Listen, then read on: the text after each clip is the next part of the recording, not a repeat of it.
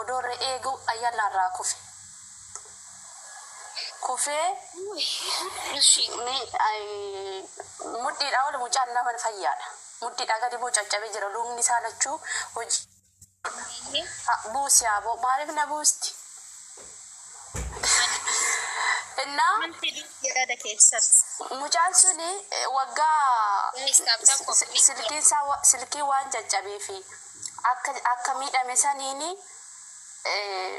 hospitaala mootummaa gale.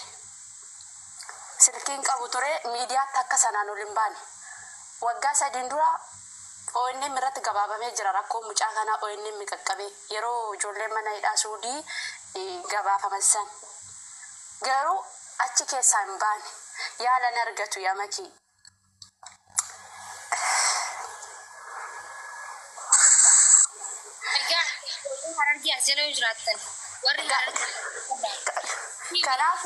Kanaafi ONN irratti gabaafamee jira waggaa 2 dura viidiyoon isaa miidiyaarra naanna'aa ture garuu namni irratti argamee hin jiru. Ammallee ani irratti hojjedheen jira seentanii dhaggeeffachuu dandeessanii namoonni baay'ee quunnamee hin jira. Garuu waa tokko asirratti kana nu badhe nuti carcari malee argee miti nama naan jedheetu jira afaaniin daaspoorota bira seenii haasa'ee dhimma isaa warri keessaan dhufan namoonni warra Harargeeti miti ani intala Shawaati. Yeah, okay. Enna amma bakka dhisi dhimma isaa abbaan biyyaa eega asirratti haasa'e abbaan biyyaa eega nu qaqqabsiiste irratti hojjennee galchinaa naan jedhan jalqaba abbaan biyyaallee quba qaba. Moneraan quba qabdi. Kuulleen quba qabdi. Ijoolleen keessan baay'ee isaanii eenyu abbaa gadaa mucaa sibira jiru sun quba qaba. Maaliif akka callistaadhaan gaaffii natti ta'e mucaan kun nama miti moo mucaan kun siin keessaa miti moo dhalootaan jaarsoo himata ani walumaa galatti ani viidiyoo boo'ee hojjedhee fi eenyu tigistiloo hojjettee fi jirti viidiyoo maali bira mucaan kun wanti inni gaafate birrii guddaa na gargaara miti maki lubni isaa lama mucaan arsiisuni mucaan jimmaa lubni isaa irraa miidhame irratti hundi miskiina jedhan sun mucaa kana biratti fayyaadha isa dhugaa rabbi sababni isaa laal sababni naimtee jirtaale yaa rabbi sagalee ka dhagaa jiru annoo mana man dhageenye nanatti hin tolu bar nama galatoomii amma duras naimtee ture dubbii tana jechuun waa'ee mucaa Harargee dhukkubsatuu fi nama isa ammata meeqa guutuu nama isa laalu dhabuu isaa natti himtee ture achirraa nama hunda ijoollee Harargee fi masota hunda bira deemtee himtee ture natti himtee ture jechuudha. Ijoolleen Harargees dhagaanii jiranii isaan waliif hin ta'an durumaanuu waliif hin ta'anii yoo namni waan kana lafaa godhee kees nama arrabsanii rakkoo guddaa qaban jechuudha. Ijoolleen Harargee rakkoo guddaa qabdi jechuudha. Saniifuu ati akka nama tokkotti waan dandeessu gootee jirtaa hedduu galatoomisin jechuun barbaada. Mucaa amma asirratti fiduu ni dandeessanii tiktookii hin danda'e laali amma mucaan waayifaa yeroo qaba waayifaa sa'aatii 2 fayyadamu.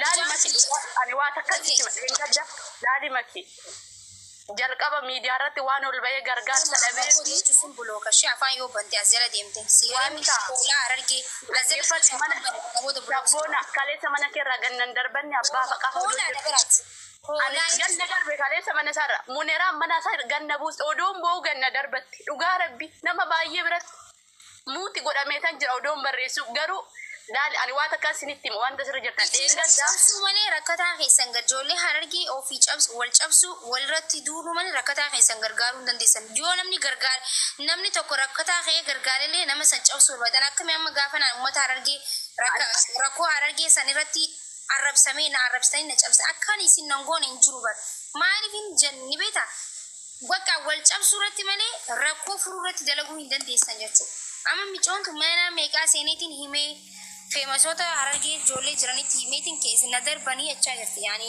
dhalattuu Shawaati mucaan duu jiraa jechuudha mucaan kun biyya galuu barbaadan fakkaatu maaliif biyyattiin yaada akkam jira maki yaada takkittiin durbadha yaada takka mucaani waggaa 4 eega kufe hojjetee harkaan qabu dhageessanii silkiillee keessaa sitti nama biteef ani akka nama fayyaatiin baradhe garuu mucaan dhukkubsataadha gaafan baradhu iyyuu icciti isaa namatti ni ONN irratti gabaafamee waan tureef namni sarraa waan baqateef asuma keessatti du'a jedhee taa'e ani yoo natti haasa'u hin kayyeef qaama isaa nyaatee maki yoo taasa'u inaadha maal taate yaa mucaa maaliif adda akkatti nas baas inni matu gaafa kaanitti na dhukkubaa maal si dhukkuba luka kee ayyee hojjechaa jirtaan lakki maaf gara biyyaan kan turee gan hojjenne maaf achi keessa teessa namaan qabu yaa obboleessa ijoolleen asirra jiran daaspooroonni ijoollee Harargeeti ani viidiyooleen hojjedhu beektanii ani yuutuubiin qaba malee tokkokin fayyadamu isaaf jecha viidiyoo ba'ee hojjedhe gaafan kana beeku sababni isaa eriyaa kooti obboleessa kootin lakki nama takkas si galcha tikkeet bakka inni jiru san kan barbaachisu kana lamaan birrii guddaa na yaalchisaayyuun gaafa inni mucaan kun haadha isaatti naasa'u sababni isaa kaardii bitachuu waan hin dandeenye hin qabu farqaa waan ta'eef nama maatii isaatti illee inaasofnidha asirratti waan dubbadhee makii bira eegagge mucaa kanarratti hojjettee akka galchitu abdii waan hin qabuuf jechuudha sababni isaa nama baay'eetti dhaqee lafarratti hojjenna ijaarama qabna ijoolleen Harargee ijaarama qabdii karaa keessaa hojjenna jedhanii viidiyoo irraa fuudhanii daaspooronni baay'ee Kanaadaa Ameerikaa warra jiru bira viidiyoon isaa ga'ee jira garuu maal godhama lolli biyya keessa jira mucaan kuni nama waggaa dheeraadhaaf itillee irratti nama garagarsha shintibeetii namatu keessa luukin isaa fayyaa miti engadda fuullee waa takka dubbatti dhagayitan kaleessa fooloo naa deebisi jedhan kinoo asirra jirti mana kingika maal teessee Amadis waa'ee nama kumachuufaa dhiisiiti. yaada koo dubbadhee gadi buusa jedhama kiyyemaa ta'u yaada koo dubbadhee gadi bu'a. Yaa mucaa fidiin sin jee mucaa fidi ayyee mucaanis rakkoo isaa dhufee haa dubbatu. Ati dubbachuun bareedaadha garuu rakkoon abbarraa tolchisi galee. Hayyee na beeksa waan ta'eefi onlaayinii irra yoo jiraate dhaqeen bilbilaaf waa'ee fadde sa'aatii lama fayyadama onlaayinii irraallee yeroo badutu jira. Yeroo inni onlaayinii irra jirutti fooloo irraa qabna waan ta'eef siif hin barreessa hin fidda. Amma yoo onlaayinii irra jiraachuu baate sababni isaa ani asii qaxxitaa bilbiluuf hin danda'u ani Duubaay hin jira. Suudi Arabiyaa miti inni kan jiru Suudi Arabiyaadha. Okay, ati Duubaay jirtaa? Ani Duubaay jira. Maaltu jira ni beektaa? Rakkoo amma ijoollee amma mucaa Harargee inni Harargee ta'ee qofaaf Harargeen qoftiin hin gargaartu. Ijoollee Oromoo hundaa gargaara waan ta'eef isaan dheedhee gaafatte isaan gargaaruu baatanis ilmaan Oromoo hedduu jira. Oromoo kutaa 11 jira. Mucaa ni gargaaran jechuudha. Si galee nuti gaafanne ijoollee Harargee qofa osoo hin ta'in ijoollee Oromoo jennee gaafanna gargaarsa. Garuu makee amma asirratti namni fuula koon beeku fuula kee beeka malee garaagarummaan keenya kan nama kan as baasuu kan qabu nama fuula miidiyaa keessatti fudhatama qabu namni amanu nama ta'eedhaaf hin gargaaru. Amma ani King Kamaal gaafadheen ture jalqaba ijoollee hundatti barreesse King Kamaaltu naa deebise nama dhugaadhaanis nama quuqqabu isuma ani soboduun taane isuma dhugaa rabbi naa deebise lakkoofsa isaa naa ergee nattaase akkas naan jedhe yaa obboleetti godoo natti dhiyoo jiraate nama sadi taane tikkeetta murree fi galchuu dandeenya. Mucaan nama miidiyaatti ba'uu barbaadu maali sababni isaa miidiyaa irra deemaa ture viidiyoon isaa dhageesse mucaan miidiyaa irratti ba'uudhaaf eeyyamamaa miti. Suma dhugaa rabbi maal jalqaba ani kadhadhe gabaabsine bar dubbiin dheeratteef harreetti hin fe'anii maaltu gabaabsinu abirti foloosi godhee jiraati lakkoofsa isaan naa kenniiti ka Suudii jira eegayyetti anni dawwalaaf itti galee amma dawwaltuu fi lakkoofsa amma dawwalaaf fooloo godhiti haaniif ergii fi maaliif jennaan rakkoon abbarraa tolha amma ati gisee nutti himtu xiqqishuma rifanne dilasi rifanne maaliif jennaan nama dhukkubsata haaqan dubbadha nama xiqquma rifadhe ati gisee natti akkana ta'e giseetu ni rifadhe xiqquma abbaan dhukkubsate dhufee garuu dhukkuba isaa gaafa himate fi jechuun dhukkuba isaa gaafa ifirraa dubbate haalaan sirritti nuufis galee ummanni kunis rifatee fi waa tokko godhuu danda'a. Si galee abbaa dhukkubsatee beeku santu dhukkuba isaatillee ibsee himuu danda'a. Saniifin amma waa'ee mucaa ijoollee Harargee nafichi afaan hin dubbate yoo si hubachiisu baate qaama isaa yoo sinitti agarsiisan ni hubattan namni luka lama hin qabne dubbachuun hin barbaachisu. Lukni isaa dhaqee hojiidhaan kana dhaqee nama dhaqee sinii fidash galatoom. Yaa mucaa fidiiti dirqamaati keessaan ijoollee Harargee kan gaafachuun qabdu dirqama inni waan Harargee ta'eef Harargeen gargaaruu qabdi. Viidiyoon makii akka nama kamii bar viidiyoo hojjenne jalqaba.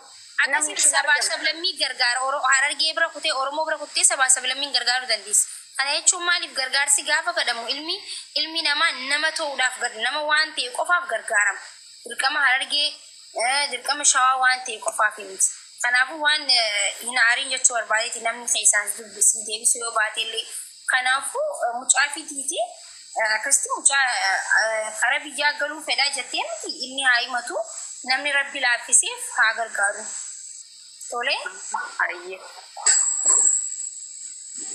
Haaniidhaaf lakkoomsa ergiif siifaa ergitu haani bilbilii fiti. Akkoon qaba amma dawwalaaf yoo na argite.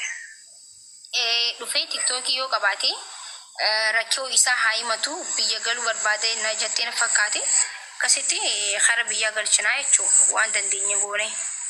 Na furmaata argatuu danda'a beekta maaliif beekta makki amma yeroo ammaa kana namni yoo si na dhukkubee jetteeni namni fudhatu si galee garuu abbichi yoo as ba'ee miidiyaa irratti jechuun waan isa irra jiru san yoo himate amanuu danda'a ija ofiitiin yoo arge waan hundayyuu.